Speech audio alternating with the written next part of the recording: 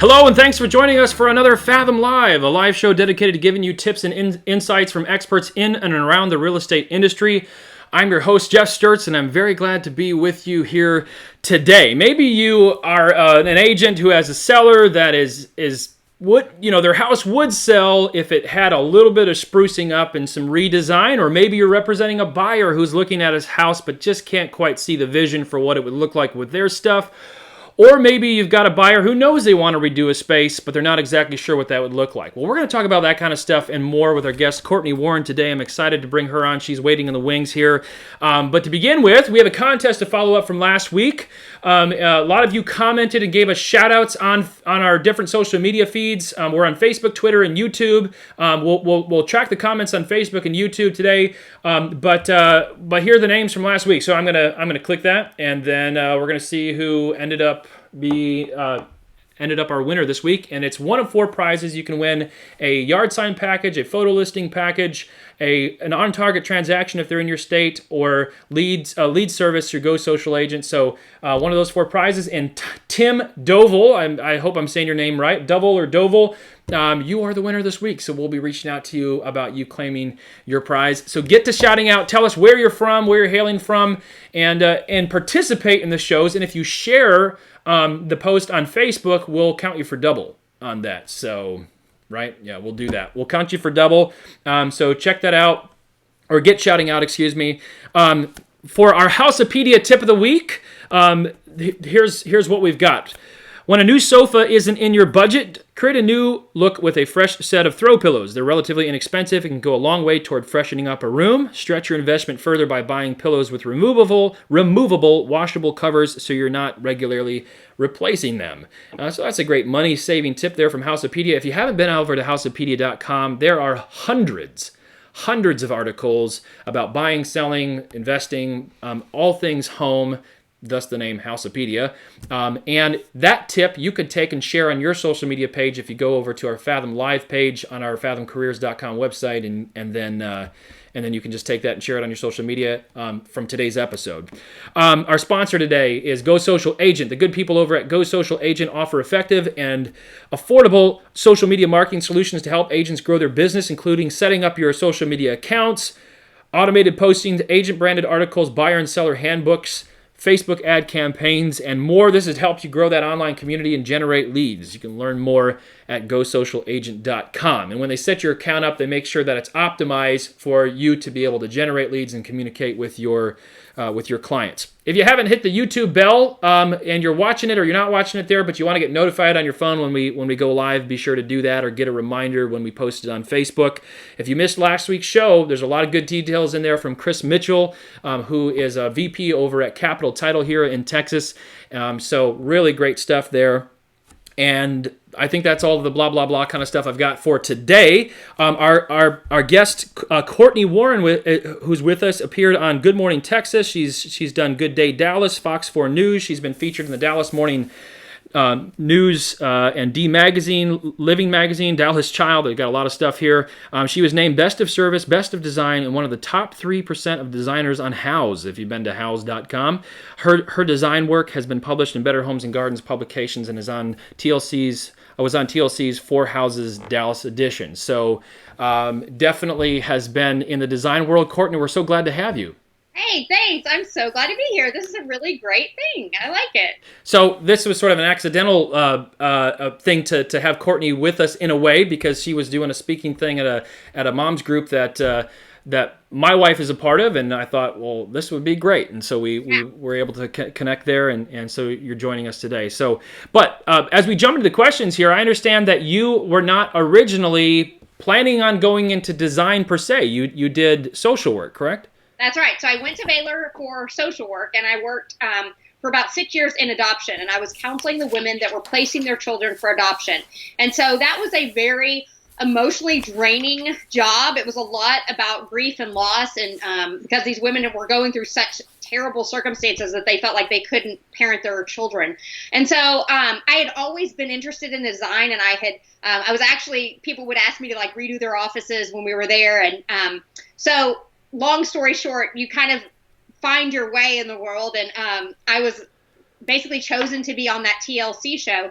And once I was, then people started asking me to do their redesign their houses, and suddenly I had a business, and it's just boomed. And so I would have never thought I would be here, but I'm also just like so glad my path took this way, because I value all the experiences that have like led me here. So if I'm understanding correctly, then the TLC show is really what kind of launched you into being known and contacted by people. Yeah, exactly. So No kidding. Yeah, so I was doing it for friends, and then people just started coming out of the woodwork and like, we really like your house. Would you do this at my house? And I was like, well, sure, but I didn't really know how to charge for it, or, when you're building a business at something you love, you're like, well, yeah, but why would you pay me to do that? It's so easy, and then you figure out, well, it's not easy for everybody. That's why they pay you to do it, Right. And so I've learned along the way of just like how to do a business and how to manage people and all of that kind of thing. So essentially what got you into design was just really loving that world. I mean, you'd done interior design in your house, and somebody said, you're good at that, you can help me out. Yeah, exactly. Like, it was just through the passion and the hobby of loving design. That's fantastic. Yeah, so the fact that people actually hire me to do this still kind of feels like a pinch me moment. And then when I'm like published or recognized for other things, it just feels insane. Like, oh my gosh, I can't believe that, I'm getting to do this thing that feels so great and that so you fun. love. That's very good. So what's your favorite thing about it? What do you love about it? So, okay, honestly, my favorite thing is when people feel stuck. So they come to me, they're like, we don't like this space. We feel overwhelmed. We walk into the paint store. We see so many different options. We don't even know where to start. And like, I've had clients say before, like, we just want to move. Like, we don't even like our house. And so I'm like, okay, well, just, hang with me here. Let me take you through this process. And at the end of the job, I see stars in their eyes, and they're like, I cannot believe you created this. So really my favorite thing is bringing them through that process and seeing the end result that they couldn't have done on their own. And suddenly they're not overwhelmed and they're not stuck because they love their house and they don't even want to move because they feel so peaceful in the place that was stressing them out. So it's just kind of their reaction of just like, man, I couldn't have done that without you. And that's a great feeling. Now, as far as the business side of things, there are realtors who, I mean, they from leaving high school, they knew they were going into real estate, oftentimes second generation, but a lot of people are getting into this late in the game. They didn't go to school for it. Maybe they did something else. Maybe they were a stay-at-home mom and they want to make some extra cash to send their kids to school, those sorts of things. And so they're kind of cutting their teeth in being a business owner when they weren't really planning on doing that earlier on. So when it comes to starting and growing a business, I'd like to ask you, what are the biggest lessons you've learned so far? Yeah, absolutely. I have a real heart for real estate. In fact, my husband has a license. I have probably 5 realtors in my immediate family. So I've grown up around real estate, and I know how hard it is. It's a real value. It's not just like, showing people houses. It's actually like being a true business person. And so what I would say is, at least what I've learned is like, don't give up. It sometimes is a slow slog, Sometimes the things that you're seeing and what you're investing in, it might be you're investing today and a client that's 6 months down the road is going to bring forth money. And so I would say, like, keep at it. Do not give up. And obviously there's some things that you need to give up on if that's not where you're supposed to be. But by and large, it's a slow grind, but it ends up being worth it. When you put in enough dues, if that makes sense. I haven't seen immediate returns, but I've seen that when I just keep at it, then things end up working out and being even better than I thought. Very good. So that kind of stick-to-itiveness, keep farming, keep planting, and eventually you're going to start seeing, and a lot of agents have told us more business than they can handle. That now they're trying to figure out how to scale because they have done a lot of that sort of behind-the-scenes prep work, really.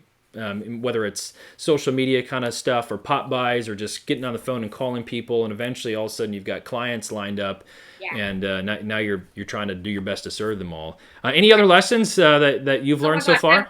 All day long. So the other thing is, like, I really invest in myself. Like, that's the biggest return I can get is if I continue my education. I just got home from Nashville. I went to a conference. I read books all the time. I listen to podcasts. I watch shows like this. So because if you're getting better at your craft and getting better at your leadership, then you're just going to be able to do more and know more. And so I never stop learning. If you think that the people out there that are succeeding and killing it, it's because of luck. No, it's because they are working hard, tirelessly, like you said, on social media, things like that. So it's never that they have luck, but it's just like hard work. And I think that starts with investing in yourself. So I think people that are watching this are already doing that. They're, watching a show for more education. And I think that's a great place to start. Right. And that has been kind of a common theme from everybody, is just to keep sharpening your axe, keep learning. Yeah, that's right. And not to put you on the spot too much, but anything you look back and you go, I wish I would have, or I didn't know, and so it's not a regret so much as a fail forward. I mean, I know that can be overused and it's a little bit cliche, but just things that you go, like, if I was to tell my earlier self something, anything that you would say? Absolutely. Like, so I would probably say to my earlier self, like, don't be afraid to put your stake in the ground and be firm on the things you need to be firm with, because, both real estate and design, you work with clients, and most clients are absolutely fantastic and they are a joy to work with. But there's that one or two every couple of years, right? That you realize, like, they're going to take me for a ride. And I am a lover of people, and I want to be all things to all people and just have them have a delightful experience. But what I found is, by not being firm up front, it's wasting everybody's time. And so I think in the effort to be nice, sometimes I haven't really had good boundaries. And that's what I've learned from owning a business, is like, honest feedback could be some of the kindest things I do. So I really have to say, okay, here's the parameters. And even maybe if there's red flags about the person, I'm not going to work with somebody that's going to be difficult, because ultimately that's taken a lot more of my time and it's a bad investment. So that's, I think, the hard side of, like, when you love people, you want to help them, but there's some people you just can't make happy. And that's been kind of something I've had to realize. Yeah. And whereas, some people might sincerely try to take advantage of you, there's other people that don't realize they're taking advantage of your time. And they're just a time drain because they're not doing their part of the work or giving you answers, and they're just, like you said, taking you for a ride. Absolutely. One thing, other thing that I'll mention to our viewers. So I filmed Courtney Warren at a presentation at this mom's group that my wife was at, and I one thing that I took away from a business standpoint is, and we've heard from others too on the show, is always be selling. Yes. And so you did your presentation, you took questions, and then you said, "Hey, be my friend. Text me."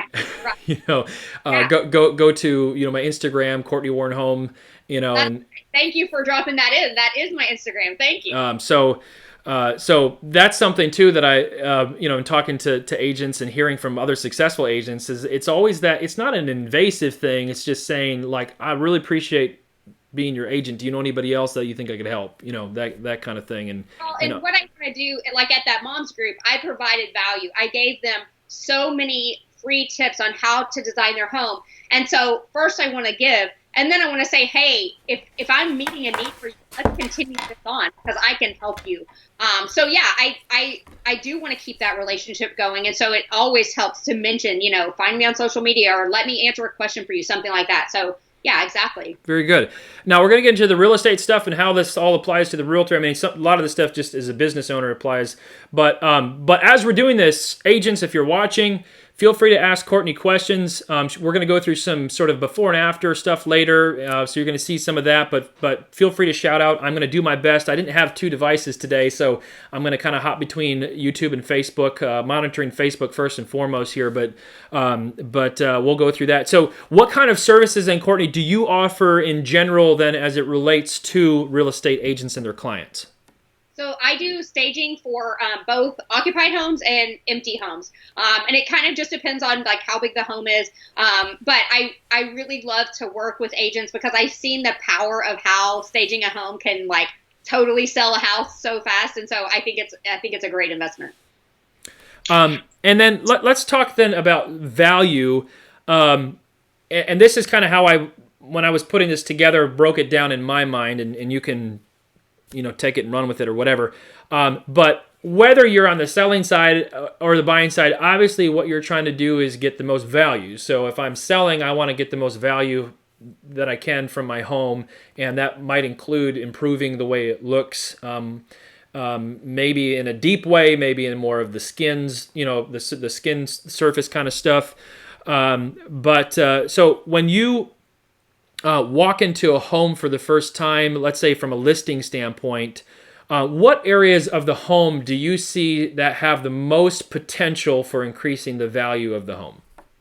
Well, so I think definitely the kitchen. I mean, that's where everybody's head and heart goes. And so I think if there's anything you can do in the kitchen to declutter, to keep it clean, to make it look fresh, I think that's where I'm going to see a lot of value. And that, the bathrooms, the hard surfaces, things like that. I think even just the living room, how it's set up, I think that can detract from just the space that you have.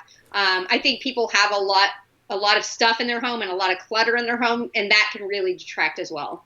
So what do you recommend in that case when somebody has a lot of clutter? Oh my gosh, just clean it out. Like, be ruthless. I mean, this needs to look like a model home because that's what you're up against. You're up against the model homes. And so really make it look like nobody lives there except for like how a model home would look. That's what's in my mind as I'm staging is like, right. You need to have all the magnets off the refrigerator. You need to have all the papers out of the bookshelf. You actually need to take the books off the bookshelf, some of the books, and put them away. And I mean, all of that, the clutter is what you see in the picture when you look at homes and you see the photos.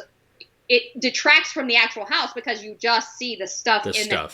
Yeah. Right. And even if it's good stuff, sometimes if it's too much, it just detracts from what people see about the bones of the house, and then they can't stop talking about the decor, And are you saying have a big yard sale or throw it away or just put it into storage or?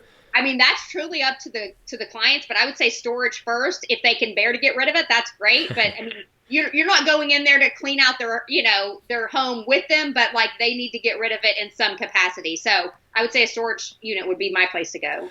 So as it relates to then the sort of the value thing as well, what would be smaller items that, maybe it's painting an entryway or whatever, some smaller cost improvements that could actually greatly improve the value when it comes to, somebody actually making an offer? Yeah, so I think paint all day long. Like anytime you have a weird color, and weird, I mean, a pink, a purple, a teal, something that is not universal that 85% of the people are up would choose, then I think you need to repaint that, because that's the first thing they're thinking is like, oh gosh, I'm going to have to repaint that wall. Already I have to work to live here, And so right. I wouldn't do any hard construction like renovations, because I see that a lot where somebody renovates an entire kitchen to sell the house and they do it in a way that's like not done well. And that, will detract from it. It's like you just right. spent a lot of money like renovating this, but you chose things that were like 10 years old, like dated 10 years ago. That wasn't the best choice. Like, well, you're going to have to renovate again, And so I would say things that are easily done, like paint, are going to get you the most bang for your buck. Gotcha. Now, maybe it's, I guess when you mentioned renovation too, I was thinking about, well, I mean, we'll kind of talk about this in a second, but maybe I'm not looking to sell in 2 months. I'm looking to sell in 2 years or a year and a half. You would be able to come in and say, all right, if we're going to do some renovations and you want to live in this, and enjoy it, here's something that's going to have a little bit more shelf life or. Yeah, absolutely. Recommend even just a consultation with an interior designer for them to tell you what to do, because what you love isn't what the majority of people love. I mean, trends come and go. And so when you're putting something pretty permanent on the wall, like a backsplash or, installing a new sink or cabinetry, you want it to be something that's classic and not trendy. So it will stand the test of time over the next 10 years or so. Gotcha. Kind of going back to some of the business stuff, Krista Schwartz here on YouTube asked a question. She said, how did you know when to hire your first help, and how did you budget for it? Oh, that's such a good question. And really, I feel like team building is one of the most challenging things I've done as a business owner. So it was very hard for me to hire my first help. And then when I did, I didn't do it the right way. I didn't know how to hire. And so I did a lot of things wrong, and that burned me because I was scared to trust people, but when you have a business that you love, nobody loves this baby like you. No, yeah, and right, so, right. Yeah. And so you really have to do a ton of interviews, a ton of questions. I ended up having a consultant come in to help me hire, and I'm in the hiring process right now, actually, because I wanted to find the right person and I wanted to do it once, and so, basically, when I decided to hire was when I just couldn't do the work myself anymore, where things were suffering. I was actually turning away clients because I was doing everything, and I was dropping balls. And so I kind of waited Right. too long. I needed to anticipate what I needed to do a year out. And I would say just start budgeting for it. Just start, building that in. And maybe it's a person 5 hours a week. You will be amazed at how that can transform your business by just having them do some social media things or a newsletter, something like that just adds so much time that you're out able to meet with your clients and you're not in front of the computer. And in that case, when it's somebody like you say 5 hours a week, would you hire them on a project by project basis, or would you say I'm hiring you for 5 hours a week to do this kind of stuff? So, I think it just depends who you find and what your biggest need is. If your biggest need is social media, then I'll say, hey, spend 5 hours a week on my social media. I'll pay you hourly. But if it's like, hey, I want you to be my assistant through this home buying process or selling process, I think it just depends on the project and the person. Gotcha. Great advice. Thank you. There's a question here also from Anthony Byers, who does home remodeling himself. Awesome. No, Anthony. He said, are there any new trends that you see that stand out to you? But I thought maybe we could save that question for a little bit later when we get into some of that. But appreciate it. Does that sound all right if we do that? Yeah, that's a great question. Thanks, Anthony. Okay. Do you ever have any like large ticket or bigger projects that maybe somebody's getting ready to list a home and you go, I would really spend some money on this before you put it on the market? Anything like that? Usually if somebody is coming to me, it's when they've already bought the home. I don't come in before they're buying, unless I'm staging. And so usually people come to me and they're like, hey, we just bought this house. We don't know what to do with it. It's a blank slate, or all of our furniture doesn't really fit this style. So we really need help envisioning what this, new French country is going to be instead of this, like modern, one we move from or something like that. Right. Are you ever brought in by an agent when somebody's like, I really think we want this home, but we just can't quite see what it's going to look like. Can we bring you in as a consultant so we can kind of see, okay, yeah, this is something that we could really do something with. And here's sort of the styles that we really like. Could we do that here? Yeah, I don't think agents are, I guess the ones that I know immediately are as forward thinking as that. But I think that's such a smart idea of like, hey, let me help you envision. Because what I find is like most of the people can envision the things that I can. And that's just why I'm built for this. Right. But like, it's really hard for me to say, hey, if you do this and you actually just move this wall and put this over here, this is going to totally open up the space. And so when I walk through, like, that's what we do. But I don't think that, and maybe agents are good at that themselves to envision that. But I think if you can't see that, then like using somebody like me is such a good idea just for like an hour, Right. That way it's like, man, this is such a good deal. We just don't like the way the kitchen's laid out. Can it be done different? And because there's things you can do about that, which is really exciting. Very cool. Now, something that can scare people. So my wife and I are a little bit more adventurous. The 2 out of the 3 homes we've bought have not been what you would consider turnkey. I mean, we're walking in and we're just about redoing the entire space, and it's a big, huge DIY project. Most people probably aren't built that way, or if they are, they don't have the time, necessarily to do that. Do you ever act then? And what I was going to say, the other thing is maybe they want to do something. They go in and say, well, yeah, we could see ourselves redoing this, but just working with contractors and all that kind of stuff is just a bear. Do you ever work as a liaison between client and contractor? Absolutely. That's a huge part of what I do. I mean, I work with a ton of contractors and a ton of clients. And if a client doesn't have a contractor, then I'll bring in mine. But if they do have one, then usually contractors honestly don't love the design element. And so when I'm involved, they are very thankful, and I'm thankful because that homeowner's getting a much better product. I mean, the contractor knows how to do load-bearing walls, but they don't really care if the nickel, finish on the drawer pulls matches the sink handle. Right. Or I can install tile, but I don't know what, do you want black, white, gray, whatever. I don't care what you're installing. Just tell me what to install, and I'll get my guy on it. And so they're not saying that, but they say it to me, like that's how they feel. And so they feel a relief when somebody's in there actually saying, okay, no, actually, we're going to do this tile, we're going to do this. And they're like, great, just tell me what to do. And I'm just going to do my job that I'm good at, So I think it makes a lot of sense to do that. Very good. So let's talk about staging, because that's something that's really huge for agents. We did have Jenna Usselton on here probably about 3 or 4 months ago, maybe 3 months ago, and she talked a lot about staging. But when it comes to staging, how would our viewers help their real estate agents help their clients justify the cost of hiring a staging company? Because that can, that can be a scare. So how do you kind of work through that? Yeah. Okay. Well, I'll give you a story for that. Okay. So when I got into staging, I had a builder friend in town, and he had this really weird house. It was an old house. I love, working on an old house. I actually live in an old house, a historic house.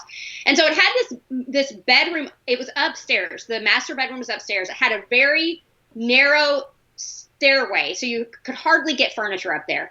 And people just couldn't envision it. They're like, what is this space? Is this a loft? Oh, it's the master. That's weird.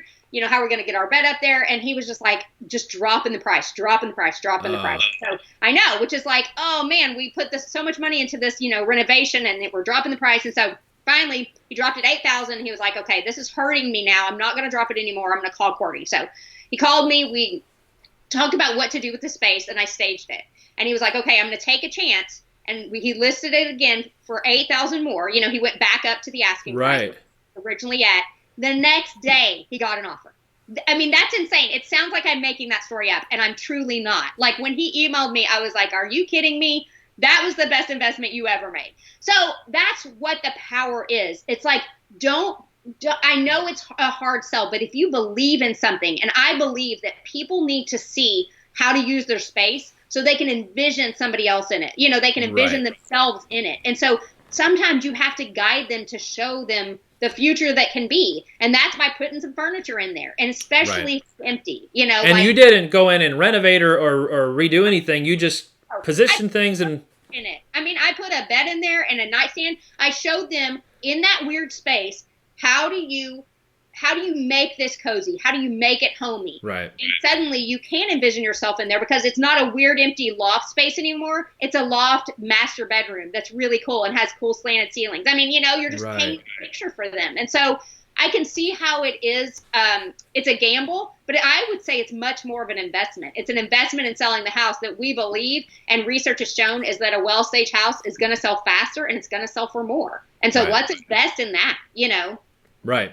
So you can point to statistics, and if you have a stager that you're normally working with, you can say, hey, this person, when they help me, stage a home, it's we're getting buys or calls immediately, or we're getting calls within the first week or whatever, and that might be different depending on how hot the market is and that kind of thing. But sure, yeah, I mean, if you can list it for just a few thousand more, that covers the cost of your. Oh my gosh, doubles. I mean, that's quadruple the cost. I mean, that in that situation. So it was really amazing. It was really validating of wow, this really does work. You just put a little grit in and it works, Do you follow that? I mean, I assume you follow it up and you have a photography team come in there and snap, or a photographer and come in and snap pictures, and now you've taken your sort of design layout or whatever and amplified it.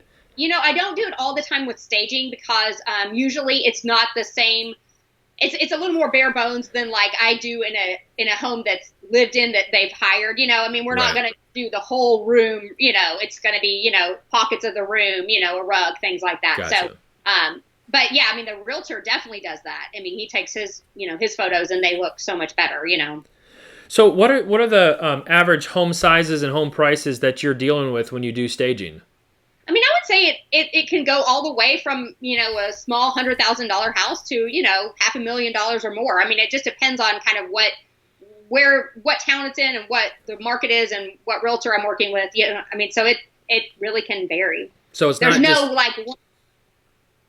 Right. I guess I'm thinking, well, if it's a real big home and a real fancy home, then I would feel like, oh yeah, we need to get a stager because it's a real fancy home. But that's not the case. Yeah, definitely. I mean, I even think sometimes smaller homes make more sense, because people need to envision how they can maximize the space. And so when you have furniture in a room, it's going to multiply the space. You can see so much more of how the room can be laid out. And so, I mean, I think small homes definitely benefit from staging. Now, Let me ask you a little bit about that. And I'm sorry I didn't really prep you for this. That's okay. But what do you kind of have different levels of what you do when it comes to staging, where you might come in and say, do this, that, or I'm actually going to bring in furniture, and that's going to be kind of a different tier of cost, or depending on the square footage or rooms or. Yeah. So basically, I kind of talk with the realtor and talk about like, okay, what do you want and how many rooms is it going to be, and then what do we want in each room, because that's going to depend on the cost of the furniture, things like that. But I mean, I can go in and style a space, and that doesn't. We don't have any furniture for that. It's like just to style and clean and like really just make it look ready with their own stuff. And then I could bring in my own stuff and my accessories and my furniture. And so there's 2 options there. And then they range within those options. Gotcha. Now, I know you don't want to give away your secret sauce too much here, but maybe, and I know you mentioned decluttering, any other kind of quick tips that you would give to an agent who is trying to spruce up a space, or maybe it's the first step to hiring you, or saying, hey guys, look, I've got somebody that can do it. Let me just show you something here. Sure. We can kind of take this stuff. I don't mind giving away my secret sauce. I'm happy to. So I think the thing that makes the difference for me is when I'm staging a home, or when I'm styling a home, or even designing a home, I do something really weird and I take a picture of that space. Because I want to see what the room looks like through the lens of the photo, because that's what's selling the house.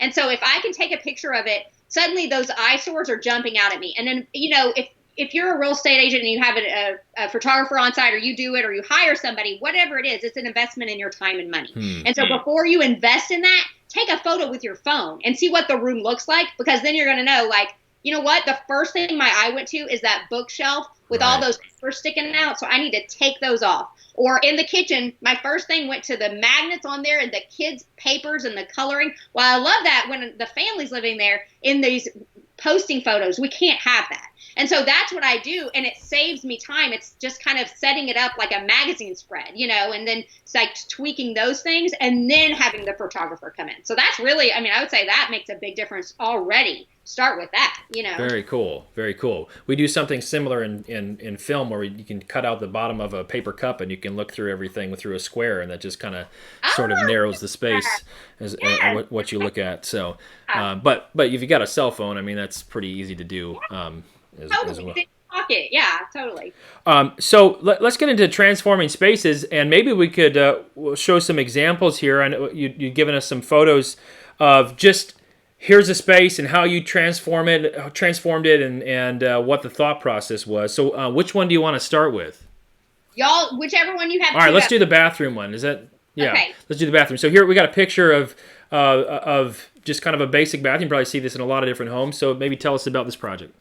Well, okay, so this bathroom was in a really dated ranch house. It was a widow that lived there.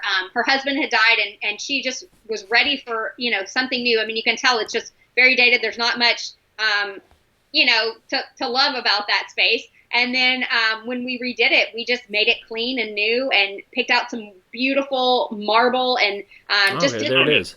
Yeah, just did some really pretty touches that make it feel more like a spa-like bathroom. And this is just in a very modest 1960s ranch house. There's nothing extravagant about this house, but just to have such a great retreat for her made it feel really special. Right, and there's nothing probably extravagant about what you. If you put something super extravagant, then it wouldn't really match the tenor of the home. Yeah. But it just looks inviting. Yeah, exactly. Yeah, and it's a place you want to spend time. Very good.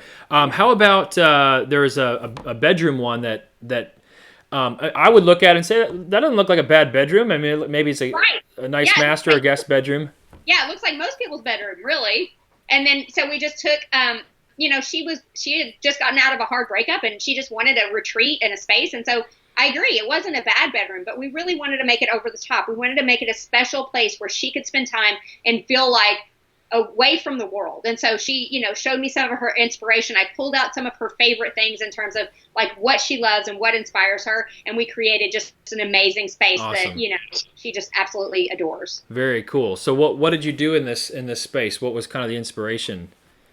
She had a photo that she loved, and she really wanted cozy factor. She wanted, plush blankets and just beautiful, things to surround her, and kind of glam and, kind of glitzy, but also soft and inviting. So, we painted, we got new furniture. We just made it more of what it should be in terms of like, we didn't stop at, the middle. We kind of went over the top for just like plush. So, and she loved it. Very good. And then there was one more here, and I'm trying to remember what it was. A kitchen. And now the picture that I'm looking at it looks like you kind of came mid-reno, or maybe this picture was taken mid-reno.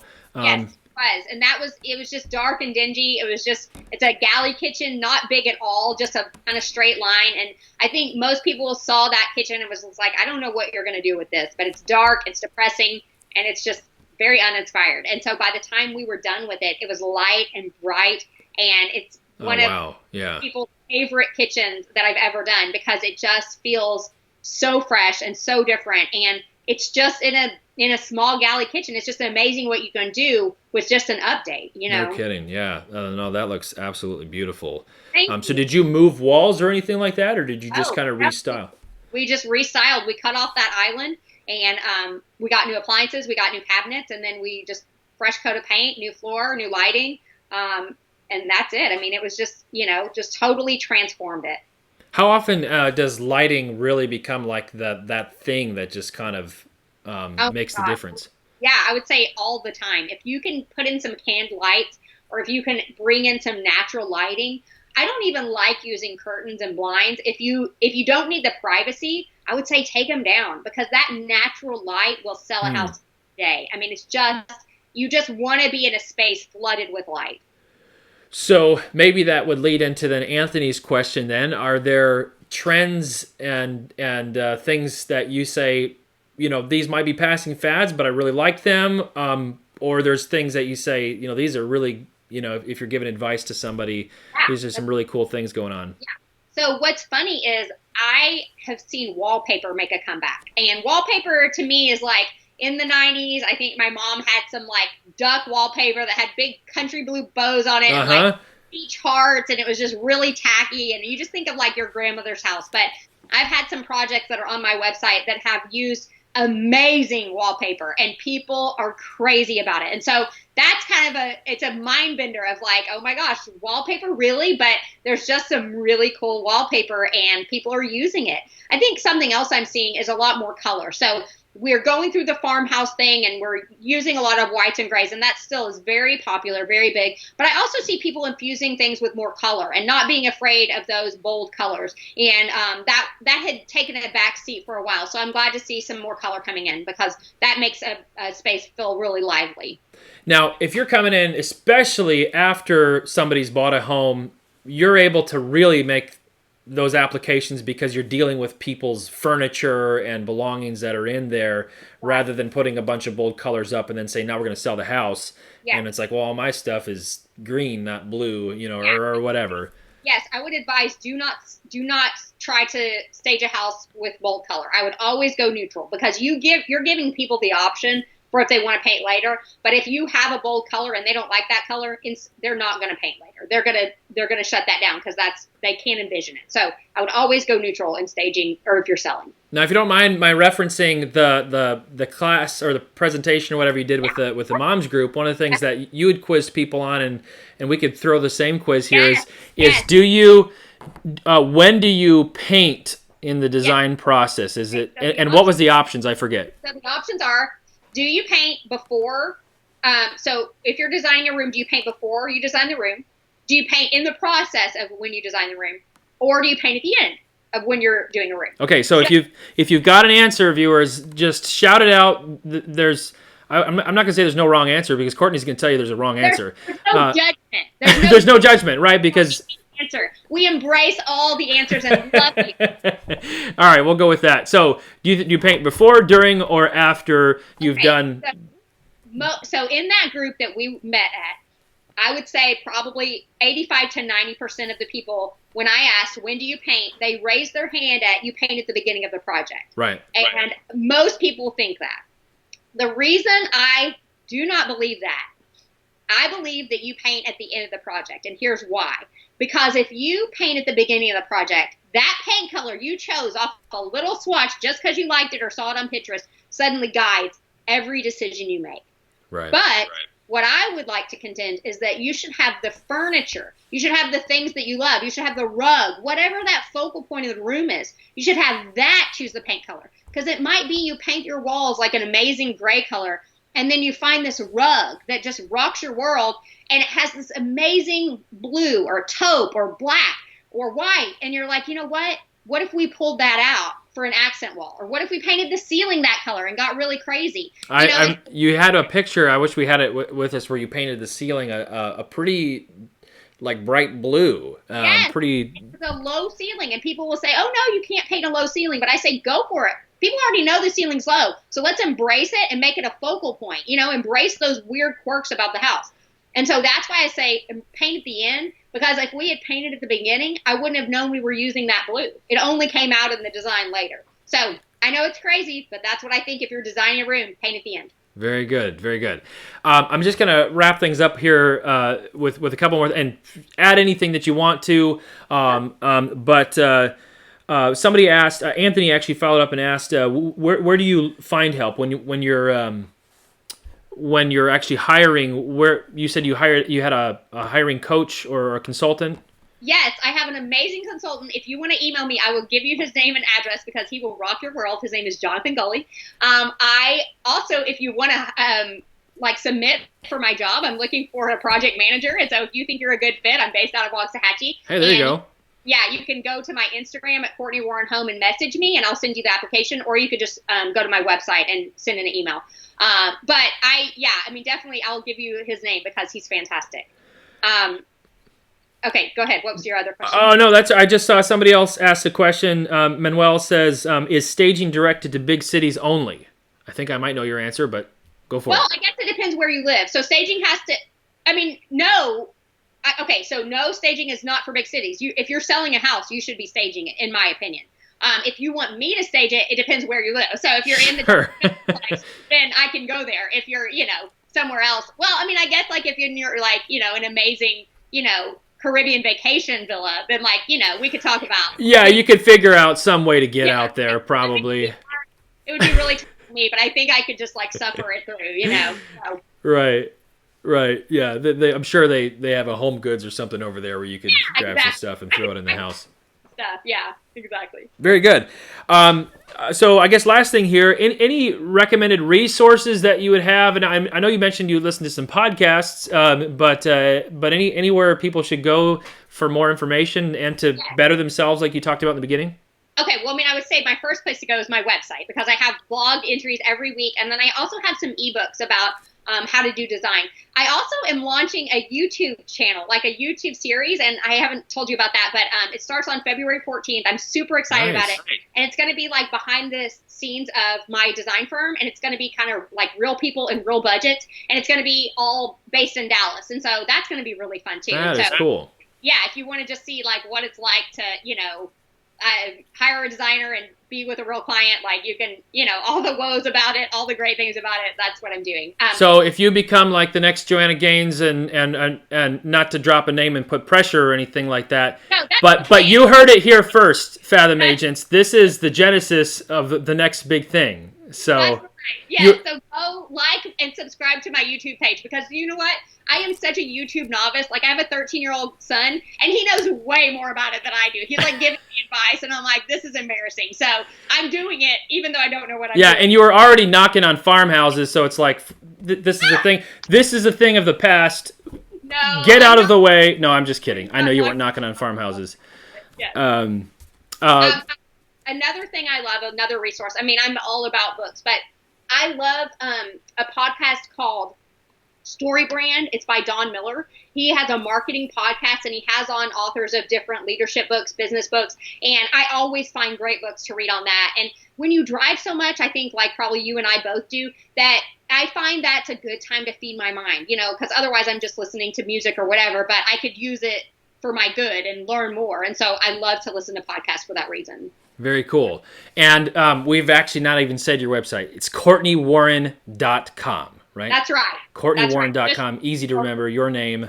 Yes. Google Courtney Warren. It'll come up, I'm sure. There it is. Very good. Any last word? Anything else you want to say?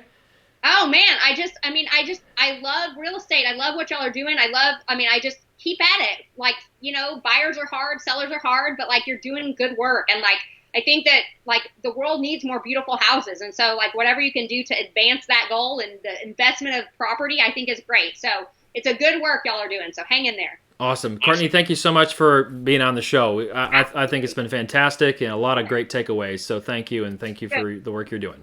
Yeah, thank you. Good to see you. Good to see you too. As we close out here, Fathom agents and viewers, if you're not a Fathom agent, check us out on fathomcareers.com. You can learn about our amazing company.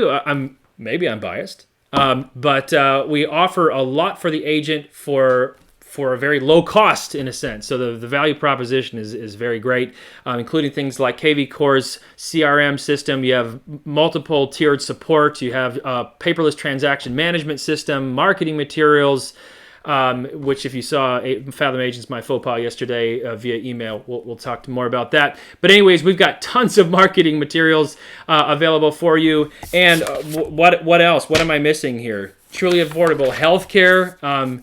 And it's for a very low cost. And the cool thing is, if you want to know, the dirty details, it's all there on our homepage. You can see our commission structure, and there's a link there to all of our fees. So you don't have to wonder what's it going to be like when I join.